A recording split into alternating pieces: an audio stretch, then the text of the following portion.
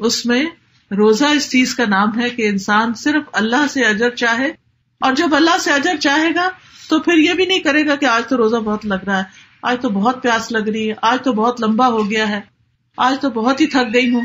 اس طرح کی باتیں بھی کر کر کے دوسروں کو بور نہیں کرنا اور اپنا اجر نہیں گنوانا.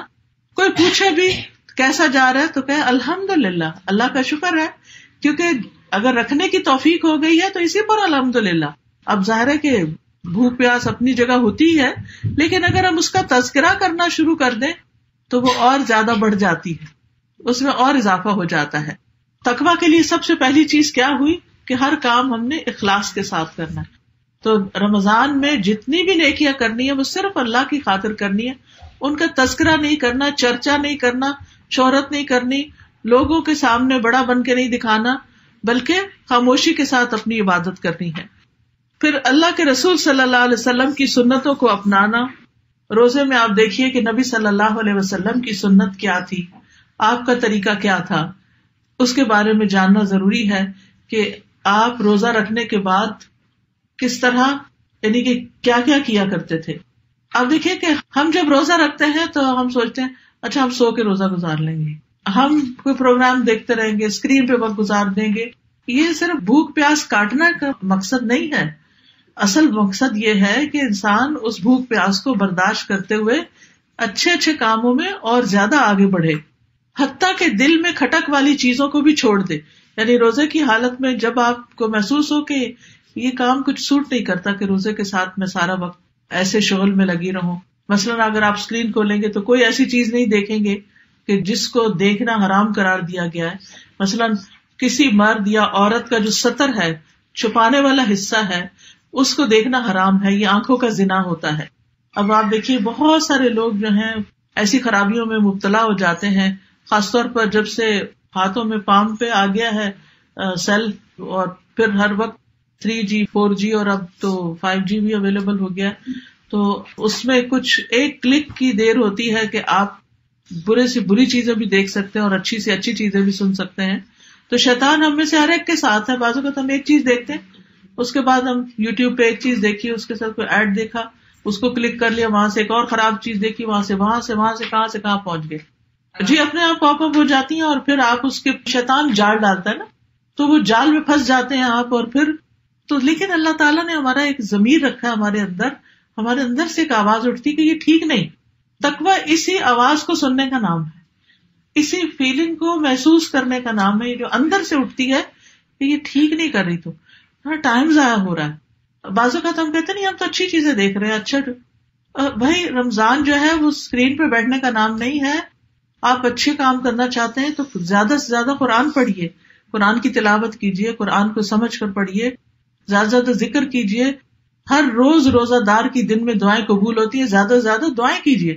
دعاؤں کی کتابیں آپ کے پاس ہونی چاہیے کہ اگر خود سے بہت دعا کرنا نہیں آتا، بعض لوگ ہوتے ہیں کہ ان کو سمجھ نہیں آتی کیا مانگے کیا نہیں مانگے، تو قرآنی دعائیں ہیں، مسنون دعائیں ہیں، ان کے اردو اور انگلش ترجمے ہیں. اگر عربی بھی نہیں پڑھنی آتی تو انگریزی میں یا اردو میں ان دعاؤں کو مانگے. تو رمضان کے دن عبادت کے دن ہے، ٹائم پاس کرنے کے دن نہیں ہے، روزہ گزارنے کے دن نہیں ہے. پھر اسی طرح روزے کی حالت میں بہت باتیں کرنے سے بچنا ہے. بہت زیادہ فون کال، سوشلائزنگ، ادھر ادھر جانا، دوستوں میں بیٹھ کے گپ شپ لگانا. بعض لوگ دن کو تو نہیں لیکن رات کو جاگنے کی عادت بنا لیتے ہیں کہ لمبے روزے ہیں، چلے رات ٹھنڈی ہے، خاص طور پر جن ملکوں میں گرمی بہت ہوتی ہے تو وہ پھر دن کو سوتے ہیں اور راتیں جاگتے ہیں. راتیں جو ہے رمضان کی وہ بھی بڑی اہم ہے. اس میں پھر عبادت کی بجائے بعض اوقات لوگ مل بیٹھ جاتے ہیں، کھانے پینے کا دور چل رہا ہوتا ہے، گپ شپ کا دور چل رہا ہوتا ہے. تو اس سے بھی پرہیز کرنا چاہیے. رمضان میں فوکس ہونا چاہیے عبادت کی طرف. تو نبی صلی اللہ علیہ وسلم نے کثرت کلام سے بھی منع کیا. فائدے کی بات کی جائے ورنہ خاموشی اختیار کی جائے، اور خاص طور پر لغو باتوں سے بچا جائے، یعنی جو بے معنی بے مقصد باتیں ہوتی ہیں. رسول اللہ صلی اللہ علیہ وسلم نے فرمایا، روزہ صرف کھانا پینا چھوڑنے کا نام نہیں، بلکہ روزہ تو لغو، ہر بے فائدہ اور بےہودہ کام اور جنسی خواہشات پر مبنی حرکات اور کلام سے بچنے کا نام ہے. لہٰذا اگر کوئی تمہیں گالی دے یا جہالت کی باتیں کرے تو اسے کہہ دو کہ میں تو روزے دار ہوں. یعنی لڑائی نہیں جواباً کرنی یا لڑنی، بلکہ کیا کہنا ہے، میں تو روزے سے ہوں. تو دوسرے کو بھی یاد آ جائے گا اور اس طرح وہ بھی لڑنا جھگڑنا چھوڑ دے گا. پھر فحش گوئی اور بد کلامی، گالی گلوچ، ایسی ڈانٹ ڈپٹ کہ جو انسان کے اخلاق کے منافی ہو، اس سے بھی بچنا چاہیے. رسول اللہ صلی اللہ علیہ وسلم نے فرمایا، جس نے بری باتیں اور جھوٹ نہ چھوڑا یعنی روزہ رکھ کے، تو اللہ تعالیٰ کو اس کا کھانا پینا چھوڑنے کی کوئی ضرورت نہیں. یعنی اللہ تعالیٰ یہ نہیں دیکھتا کہ کون کون بھوکا ہے، وہ یہ دیکھتا ہے کہ کس نے اپنی زبان کی حفاظت کی ہے، اپنے دل کی حفاظت کی ہے، اپنے اخلاق کو بہتر بنائے. کیونکہ جیسے میں نے شروع میں عرض کیا تھا کہ رمضان کی آمد کا ایک مقصد، اللہ نے جو رمضان کے روزے ہم پہ فرض کیے، اس کے پیچھے کوئی مقصد ہے، اور مقصد کیا ہے؟ سیلف امپروومنٹ، کہ ہمارے اندر تقویٰ آئے اور ہم پہلے سے بہتر انسان بن جائیں اور ہماری ایک تھورو کلینزنگ ہو جائے ہر اعتبار سے. پھر امام راغب کہتے ہیں کہ تقویٰ سے مراد نفس کی حفاظت ایک ایسی چیز سے کرنا ہے جو گناہ میں ڈالتی ہو. یعنی ہر وہ دروازہ جس سے انسان گناہ کی طرف جاتا ہے اس کو بند کر دینا ہے. جیسے شروع میں عرض کیا میں نے کہ آپ اپنے یعنی کہ ویب سرفنگ میں یا یوٹیوب پر اپنے اوپر خوب چیک رکھیں کہ کوئی اچھی چیز سنتے سنتے کسی اور چیز پہ اٹک نہ جائیں. پھر غافل کر دینے والی چیزوں سے بچنا ہے، یعنی وہ کام اور وہ چیزیں کہ جو ہماری عبادت میں، نماز میں، روزے میں خلل ڈالے، ان سے بچنا ہے. 3 چیزیں ذہن میں رکھنی ہیں کہ سارے جنت کے دروازے کھلے ہیں. اگر اس مہینے میں اگر اللہ مجھ کو اٹھا لیتا ہے، یا یہ ہے کہ میں اچھے کام کرتی ہوں تو جنت ویلکم کرنے والی ہوگی، اور جہنم کے دروازے بند ہیں تو مجھے بھی کوئی ایسا کام نہیں کرنا کہ وہ دروازہ کھلے. اور پھر تیسری چیز یہ ہے کہ اس امید پہ روزے رکھنا کہ اللہ مجھے آگ سے آزاد کرے. پھر دعاؤں کی قبولیت کا مہینہ ہے، دعائیں خوب کرنی ہے. پھر خصوصاً افطار کے وقت جہنم سے آزادی کا موقع ہے. جابر رضی اللہ عنہ سے مروی ہے کہ رسول اللہ صلی اللہ علیہ وسلم نے فرمایا، یقیناً اللہ تعالیٰ ہر افطاری کے وقت لوگوں کو جہنم سے آزاد کرتے ہیں. تو افطار سے پہلے ضرور دعا کیجیے کہ یا اللہ مجھے جہنم سے آزاد کر دینا، کیونکہ اصل کامیابی اسی کی ہے، وَمَن زُحْزِحَ عَنِ النَّارِ وَأُدْخِلَ الْجَنَّةَ فَقَدْ فَازَ. جو آگ سے بچا لیا گیا اور جنت میں داخل کر دیا گیا وہ دراصل کامیاب ہوا. ذکر اور تلاوت قرآن ہے. قرآن مجید میں اللہ تعالیٰ فرماتے ہیں وَاذْكُرُوا اللَّهَ كَثِيرًا لَعَلَّكُمْ تُفْلِحُونَ، اور اللہ کو کثرت سے یاد کرو تاکہ تم فلاح پاؤ، کامیاب ہو جاؤ. پھر قرآن کی تلاوت کرنا. نبی صلی اللہ علیہ وسلم نے فرمایا، جو آدمی چاہتا ہے کہ اسے اللہ اور اس کے رسول سے محبت ہو، اسے قرآن مجید کی تلاوت مصحف دیکھ کے کرنی چاہیے، یعنی زبانی بھی یاد ہو تب بھی دیکھ کر پڑھے. نبی صلی اللہ علیہ وسلم نے فرمایا، تلاوت قرآن کو اپنے لیے ضروری سمجھو کیونکہ یہ زمین پر تمہارے لیے نور کا سبب ہے، یعنی غموں کے اندھیروں میں اور مشکلات کے اندھیروں میں تمہیں روشنی دکھائے گی اور آسمان میں ذخیرہ ہوگا. پھر ذکر کی مجلسوں میں شرکت کریں. بعض اوقات اکیلے انسان اپنا کوئی ایسا گول سیٹ نہیں کر سکتا کہ کتنی دیر پڑھنا یا پڑھانا یا کچھ اور، تو اس میں کہیں نہ کہیں آپ کے آس پاس کوئی دورہ قرآن ہو رہا ہے تو اس میں شریک ہو جائیں، ورنہ آن لائن ہوں گے اس میں شریک ہو جائیں. یعنی دن کا ایک وقت مقرر ہونا چاہیے کہ اتنے گھنٹے میں نے قرآن کو ضرور دینے، کیونکہ رمضان کی خصوصیت یہ ہے کہ اس مہینے میں قرآن نازل ہوتی ہے. یہ قرآن کا مہینہ ہے، شہر رمضان الذی انزل فیہ القرآن. تو قرآن سے زیادہ تعلق ہو.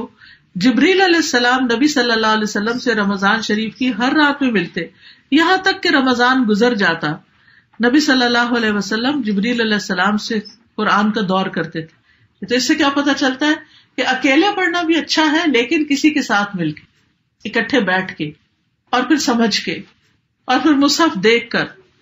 اور یہ بھی یاد رکھیے کہ نہ صرف یہ کہ دن کو بلکہ رات کو تراویح کے وقت بھی پھر اسی طرح کوئی ٹارگٹ سیٹ کر لیں کہ کوئی سورت یاد کریں گے ہم، کیونکہ جب آپ گول سیٹ کر لیتے ہیں تو پھر آپ کے لیے کام آسان ہو جاتا ہے. اور اس کا ٹائم بھی سیٹ کر لیں. مثلاً اگر آپ کام پہ جاتے ہیں تو ڈرائیونگ کرتے ہوئے آتے جاتے اس ایک آیت کو اتنا پڑھنا ہے کہ وہ کوئی سورت آپ کو یاد ہو جائے. اگر کسی کو سورت الملک یاد نہیں تو یہ 30 آیتیں سفارش کرنے والی ہیں، قبر کے عذاب سے بچانے والی ہیں. رات کو جو سو کے پڑھتا ہے تو اس کو یاد کر لیں. رمضان کے 30 دن ہیں اور ہر دن کی ایک آیت کرتے کرتے آپ کے 30 دنوں کی پوری سورت ہو جائے گی. اگر سورت الملک یاد ہے تو سورت السجدہ کی بھی 30 آیتیں ہیں. نبی صلی اللہ علیہ وسلم وہ بھی پڑھتے تھے. چلے اگر ہمت نہیں تو کوئی بات نہیں، لیکن یہ کہ جن کو ہمت ہے وہ تو کر لیں. اور پھر یہ بھی یاد رکھیے کہ رمضان میں قرآن سے تعلق جو یہ سفارش کا باعث ہوگا. قیامت کے دن قرآن بندے کی سفارش کرے گا، کہے گا اے میرے رب، میں نے رات کو اسے سونے سے روکے رکھا، اس کے حق میں میری سفارش قبول فرما. اور روزہ بھی سفارش کرے گا، وہ کہے گا میں نے اسے دن کو کھانے پینے سے روکے رکھا. تو 2 چیزیں ہمیں بڑی پیاری ہیں، دن کو کھانا پینا اور رات کو سونا. یا سونا تو کسی وقت بھی سونا، اور کھانا بھی اب تو کوئی لمٹ نہیں رہی، کہیں کسی بھی وقت کھانا شروع کر دیتے ہیں، ہم کوئی اوقات کی پابندی نہیں کرتے. تو بہرحال کچھ بھی ہو، ایسی صورت میں یہ دونوں چیزیں بہت ریگولیٹ ہو جاتی ہیں. تو رمضان میں نبی صلی اللہ علیہ وسلم سب سے زیادہ صدقہ کیا کرتے تھے.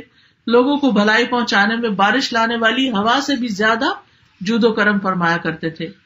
پھر اس میں روزہ افطار کرانا، غریبوں کی مدد کرنا، زکوٰۃ نکالنا، زکوٰۃ کے علاوہ صدقہ کرنا، مال کا صدقہ کرنا، جان کا صدقہ کرنا، کسی کے کام آنا، کسی کو کچھ پڑھا دینا، کسی کی مدد کرنا، یعنی کسی بھی طرح سے آپ نیکی کمانے کی نیت سے لوگوں کے ساتھ جو بھلائی کی جاتی ہے نا، وہ صدقہ کہلاتا ہے.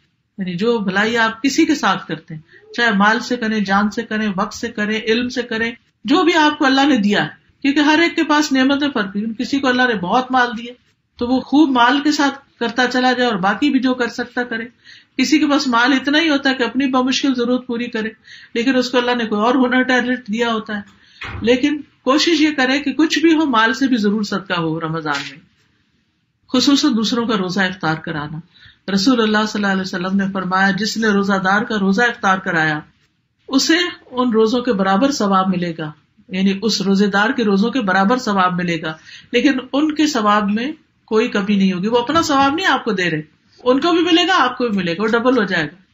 یعنی آپ نے اپنے روزے کا ثواب بھی کمایا اور دوسروں کا روزہ بھی. پھر تراویح کا اہتمام کرنا. قیام اللیل کی فضیلت ہے. نبی صلی اللہ علیہ وسلم نے فرمایا، رات کا قیام لازم پکڑو، وہ تم سے پہلے کے نیک لوگوں کا طریقہ اور تمہارے رب کے قرب کا ذریعہ ہے، برائیوں کا کفارہ اور گناہوں سے رکاوٹ ہے. اتنے فائدے ہیں رات کے قیام کے. عام دنوں میں بعض اوقات مشکل ہوتا ہے، لیکن رمضان میں انسان کوشش کر کے اپنے لیے لازم کر لے. تھکاوٹ کے باوجود بھی قیام کرنا.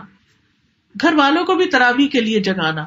حضرت عائشہ کہتی ہیں کہ جب رمضان کا آخری عشرہ شروع ہوتا تو نبی صلی اللہ علیہ وسلم عبادت کے لیے کمر بستہ ہو جاتے، راتوں کو جاگتے اور اپنے گھر والوں کو بھی جگاتے. تو اس کا بھی ابھی سے پلان کر لیجیے، اگر چھٹی مل سکتی ہے جاب سے یا کوئی بھی تو وہ لے کر، اعتکاف ہو سکتا تو وہ کیجیے، نہیں تو گھر میں بھی جتنی عبادت ہو وہ، کیونکہ عام دنوں کے مقابلے میں آخری عشرے میں زیادہ محنت کی ضرورت ہے. نبی صلی اللہ علیہ وسلم عام دنوں کی بنسبت آخری عشرے میں خوب محنت اور کوشش کرتے تھے، اور لیلۃ القدر کی تلاش میں سستی نہیں کرنی چاہیے کہ رمضان کی آخری راتوں میں سے کوئی رات ہو سکتی ہے.